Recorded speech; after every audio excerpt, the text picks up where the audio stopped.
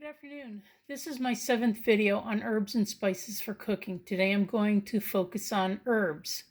The herbs that I will be discussing are rosemary leaves, majoram leaves, and thyme leaves. Rosemary, majoram, and thyme are all members of the mint family. Both are commonly used in Middle Eastern cuisine and in blends of herbs due to their mild flavor. They sometimes can be substituted for oregano, which is a wild relative of majoram with a stronger taste.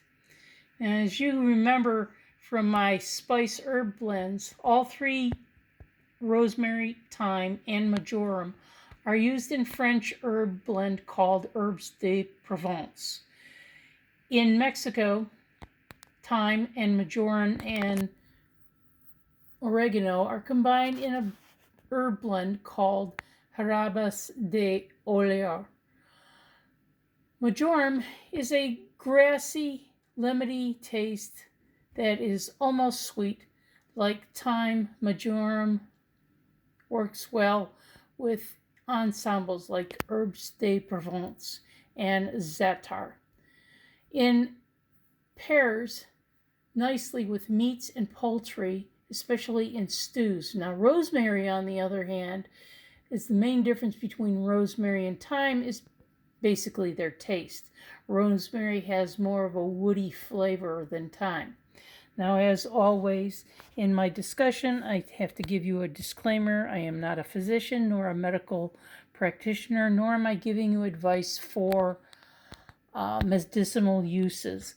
I am going to give you what I have read on many websites with regards to the uses medicinally for these herbs, but I am by no means trying to give you medical advice.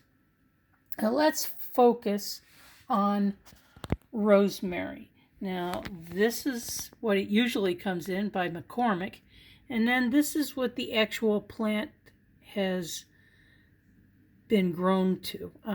My garden is under 2 feet of snow right now, so I can't go out and pick some fresh herbs, but this is what the leaves look like in the dried form.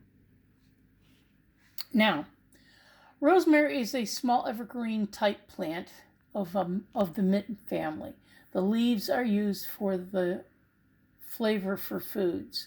They are dark green and shiny above, with an under white side and sometimes curled leaf margins. Native to the Mediterranean region, rosemary has been naturalized throughout much of Europe and is widely grown in gardens in warm climates. I do grow rosemary myself, and it does survive the winters here where I live. The leaves are pungent, slightly bitter in taste. Dried or fresh are generally used to season foods, as I stated before. This herb is generally used in seasoning lamb, duck, chicken, sausages, seafood, stuffing, stews, soups, potatoes, tomatoes, turnips, and other vegetables, as well as some beverages. If you go to Wikipedia website, some of the history for this herb makes it very interesting, such as the first mention of rosemary is found in the cuneiform stone tablets as early as 5,000 years BCE. After that, not much is known except that the Egyptians used to use it in their burial rituals. There is no mention further of rosemary until the ancient Greeks and Romans. And the herb made its way east to China, then to England, and like I said, most of Europe finally had this particular herb. Now, it arrived in the Americas with the early European settlers in the beginning of the 17th century, but it soon spread south to South America and now has global distribution with regards to this particular herb. It is also used both medicinally and health and body products too. Rosemary oil is used for the purpose of fragrant bodily perfumes, or basically to emit an aroma into the room, like candle wax. They use rosemary as a candle wax also, in candle wax for the essential oil. It is also burned in incense and used in shampoos and cleaning products. Pretty cool, huh? Well, in ancient times, medicinally, rosemary was believed to strengthen your memory.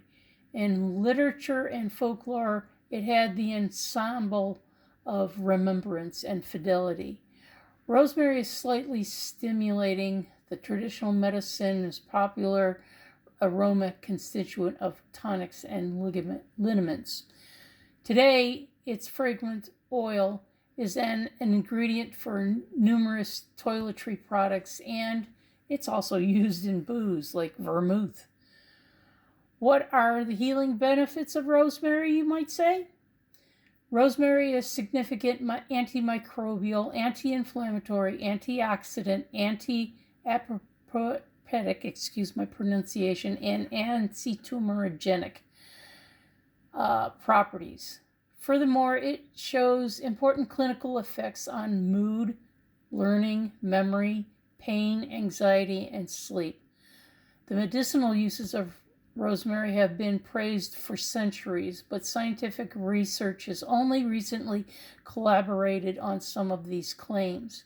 Initial research confirms that rosemary is an important addition to your diet, as it contains a wide variety of nutrients that are essential for your health. Rosemary is rich in phytochemicals. While phytochemicals aren't essential for survival like vitamins and minerals, they are nevertheless important for fighting disease and maintaining overall health. Rosemary is a superb source of pantothenic acid, niacin, thymine, folate, and riboflavin. Now, for recipes, rosemary is used regularly in Mediterranean cuisine. It complements foods like soups, casseroles, stews, fish, breadings, stuffings, meat, roasted vegetables, and as I stated before, some recipes that you can find rosemary being used in is like round roast, rosemary orange cod fillets, lemon, rosemary chicken breasts, just to name a few. Okay, so let's move on to the next one, which is thyme. Now, as you can see, I've got my dried herbs right here, and they're usually given to you in dried, chopped form. But I bet you didn't know that there are several varieties of thyme. Now, this one is a variegated leaf variety. What you see right here is an Italian thyme leaf, and this is what the normal leaf normally looks like. And here's your picture of the dried herb itself. Now, thyme is indigenous to the Mediterranean region. It has an aromatic perennial green herb that is from the mint family. Again, just like rosemary, it too is part of the mint family. Now, it is used in a number of cuisines, including European, British, Mediterranean, African, Latin, and Central America, regional America, and the Caribbean. Fresh and dried thyme is commonly available in the refrigerated products section of your supermarket. Use of the destemmed leaves and add to dishes as whole. Now, like I said, they do chop it, and that's the way you usually get it when you get it from chopped forms from the spice aisle.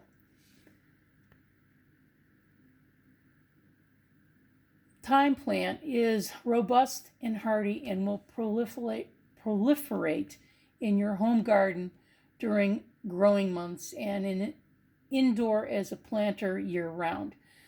I grow thyme in my herb garden, and it does just fine in the climate that I have. And like I said, most of my fresh herbs are currently under about a foot of snow, so they're down there somewhere.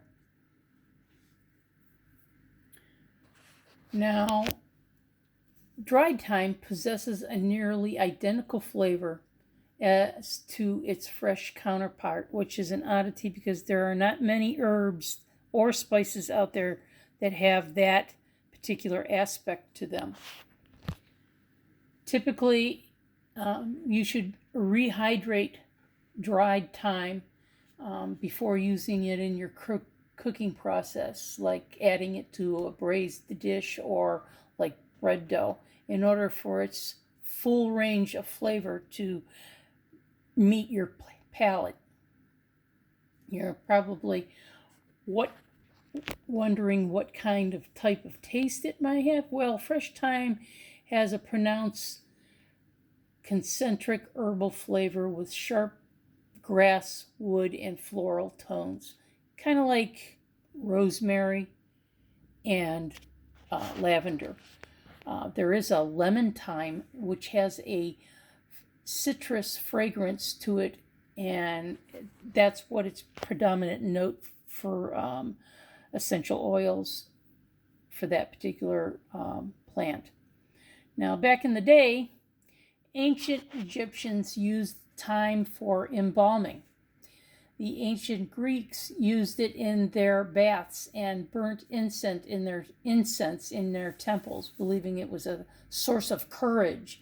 The spread of thyme throughout Europe was thought due to the Romans, as they would use it to purify rooms and give it an aromatic flavor to cheeses and liqueurs. Now, in Europe, in the Middle Ages, the herb was used beneath the pillows to aid sleeping and to ward off evil nightmares. I don't believe that would happen, but that's what they used it for. In this period, women also often gave knights and warriors gifts that included thyme leaves, as it was believed to bring courage to the bearer of the herb.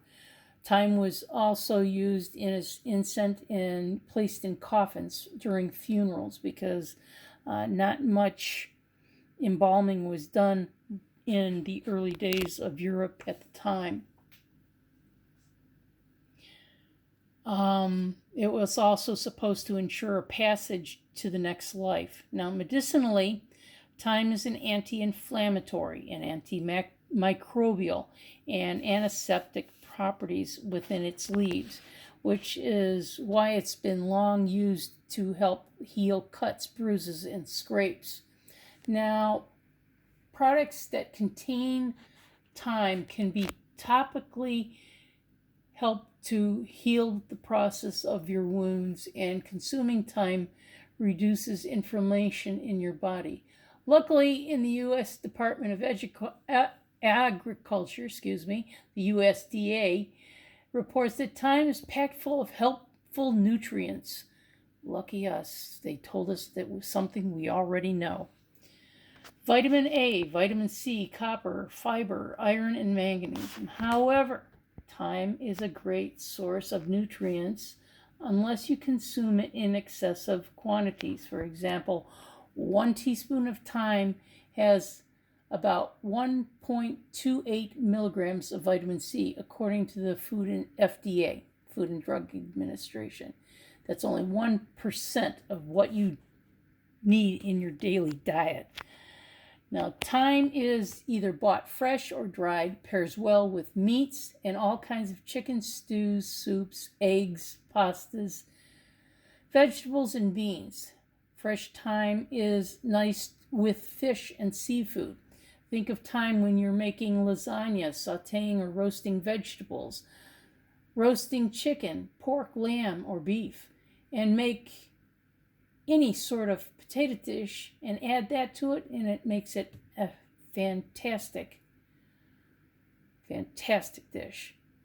Now, some dishes that you can use thyme in are roasted potatoes with thyme, lemon and thyme roasted chicken, orange glazed pork roast, which does have thyme in it, and asparagus and shrimp with angel hair pasta. Another wonderful dish that I personally have made. Now our final herb is majoram. Let me turn it so you can see it. Now this is what the plant actually looks like.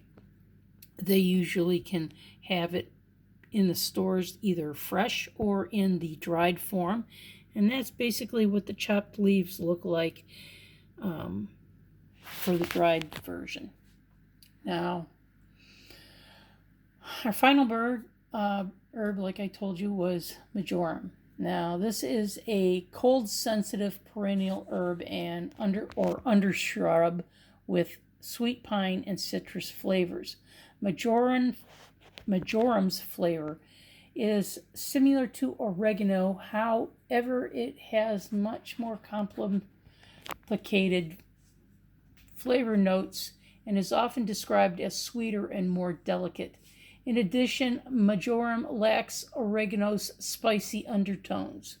Now, in some Middle Eastern countries, majoram is synonymous with oregano, and there are other names that it's also known by, like sweet majoram or knotted majoram.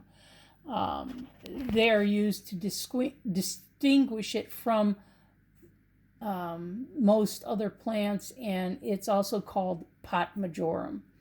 Now, no, not pot as in the herb that's used to be smoked with, but definitely that's what they call it in certain areas of the world. Now, medicinally, commonly known as sweet majoram, has been used for a variety of diseases, both traditional and folklore medicines, including gastrointestinal disease, ocular disease, nasopharyngeal, respiratory, cardiac, rheumatoid, and neurologic disorders. A wide range of pharmaceutical activities include antioxidants, cardioprotectiveness, antiplatelet, gastroprotective, antibacterial, antifungal, among other anti-inflammatory things that they list on the medical websites that I check out. Majoram has been shown to have several anti-inflammatory and microbial properties. It has been used medicinally to help treat a variety of ailments, including digestive issues, infections, and painful menstruation for women. Antioxidants help prevent cell damage, cause potentially harmful molecules called free radicals, and majoram may have several side effects, as which you should use caution when supplementing your diet with this particular herb. Now, in recipes, you think, well, what do you cook with majoram? You can use fresh or dried majoram to spice up marinades for meats and fish, especially veal, chicken, lamb, tilapia, and snapper. It is also livens up sautéed vegetables or roasted vegetables like eggplant or summer squash. Examples of what you can use majoram in is grilled fish with tangerine and majoram sauce, herb brined turkey, Brussels sprouts with majoram and pine nuts. Well, this finishes my video today, and if you would like my video, and please like and subscribe. My next video will cover oregano, parsley, basil, and bay leaves. So stay tuned for that one. Good day, everyone, and have a good day.